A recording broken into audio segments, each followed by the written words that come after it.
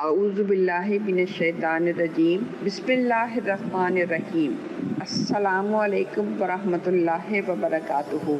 آج جو میرا ٹاپک ہے وہ ویسے زیادہ تر تو مردوں سے متعلق ہے، لیکن عورتوں کا بھی اس لحاظ سے پارٹ ہوتا ہے کہ اگر وہ دیکھ رہی ہیں کہ گھر میں خدا نخواستہ سود کی کمائی آ رہی ہے تو اس کو بالکل ختم کرنے کی کوشش کریں۔ اس کے بارے میں کیا قرآن میں بات آتی ہے، یہ ہے آیت نمبر 275 سے سورہ بقرہ کی۔ الذین یأکلون الربا لا یقومون الا کما یقوم الذی یتخبطہ الشیطان من المس ذلک بانہم قالوا انما البیع مثل الربا۔ مگر جو لوگ سود کھاتے ہیں ان کا حال اس شخص کا سا ہوتا ہے جسے کہ شیطان نے چھو کر باولا کر دی ہو۔ یہ جو ہے عرب لوگ ایکسٹرا رقم لیتے تھے، وہ اپنے قرضدار کو دیے ہوئی رقم پر، اس کو سود کہا جاتا ہے نا۔ اور آج ہم دیکھیں تو بہت سے بینکس کے اندر بھی یہ سودی معاملات جو چل رہے ہوتے ہیں، لیکن اسلام نے اس سود کو بہت زیادہ برا کہا ہے، اور اس شخص کو جو کہ سود لیتا اور دیتا ہے اس شخص کے اللہ تعالیٰ نے یہاں پہ کیا الفاظ استعمال کیے ہیں، کہتا خبطہ الشیطان من المس، جسے کہ شیطان نے چھو کر باولا کر دیا ہو۔ یعنی جو سود خوار شخص ہے بس اس کی عقل بالکل خارج سی ہو جاتی ہے، اور بس یہ چاہ رہا ہوتا ہے کہ سود خواری کی اس میں کہ اس کو یہی حال اس وقت یہودیوں کا تھا کہ وہ قرضے دیا کرتے تھے عرب کے سرداروں کو، اور پھر وہ چاہتے تھے ان کو سود کی بنیاد پر وہ قرضے زیادہ ہو کے ملے۔ اس طرح سے جو سود خوار کا شخص ہوتا ہے وہ یہ نہیں سمجھتا کہ اس کی یہ سود لینے اور دینے کے چکر میں کتنا برا اثرات جو ہے معیشت کے اوپر پڑ رہے ہیں، اور یہ اس کی دیوانگی کا حال اس دنیا میں ہوتا ہے۔ اور چونکہ آخرت میں انسان اسی حالت میں اٹھایا جائے گا جس حالت میں اس دنیا میں جان دی ہوگی، اس لیے سود خوار آدمی قیامت کے روز ایک باولے مخبوط الحیاس انسان کی صورت میں اٹھے گا۔ اچھا، پھر وہ لوگ کیا کہتے تھے کہ تجارت بھی تو آخر سود ہی جیسی چیز ہے۔ کیوں کہتے تھے؟ یعنی وہ کہتے تھے کہ آخر تجارت میں بھی اس طرح سے نفع ہوتا ہے، اس طرح ہم بھی نفع لیتے ہیں سود کے تھرو۔ حالانکہ اللہ نے تجارت کو حلال کیا ہے اور سود کو حرام۔ یہ ایک واضح طور پر بات ہے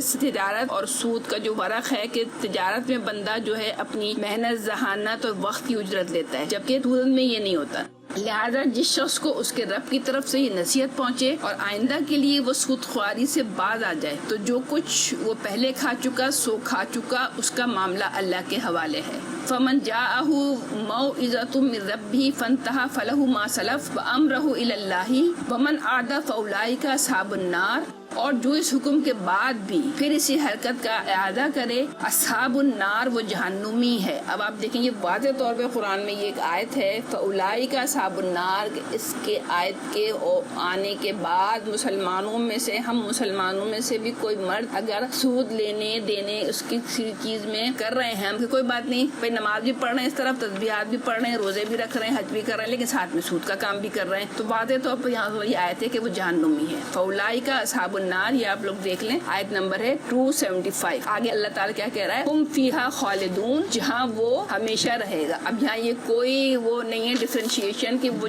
جو وہاں ہمیشہ رہے گا وہ کافر ہوگا یا مسلمان۔ اگر ایک مسلمان بھی سود خوار ہوگا تو وہ بھی ظاہر جہنم میں مستقل رہے گا۔ اور پھر اگلی جو آیت ہے وہ اس سے بہت زیادہ اہم ہے، یمحق اللہ الربا ویربی الصدقات، اللہ سود کا مٹھ مار دیتا ہے اور صدقات کو نشو نما دیتا ہے۔ اب یہ بہت اہم آیت ہے، یعنی اللہ تعالیٰ نے قرآن میں کہہ دیا اگر ہم آج اپنے ملک پاکستان کی معیشت کو جو ہم سود کی بنیادوں پر اگر چلائیں گے تو کبھی ہو ہی نہیں سکتا کہ ہماری معیشت جو ہے نا ترقی کر جائے۔ کیونکہ جب ایک بات اللہ تعالیٰ نے بول دی کہ سود کی صورت میں روپیہ لینا دینا یہ سب جو ہے میں اس کو منع کر دیتا ہوں۔ اس کی آپ دیکھیے صدقات کی صورت میں اگر ہم کسی کو صدقات دیتے ہیں وہ چیزیں ہوتی ہیں تو وہ چیز اللہ تعالیٰ کہہ رہا ہے میں اس کو نشو نما دیتا ہوں، یعنی اس کو بڑھاتا ہوں۔ اور اللہ واللہ لا یحب کل کفار اثیم، اور اللہ کسی ناشکر بدعمل انسان کی بات کو پسند نہیں کرتا۔ صدق اللہ العظیم۔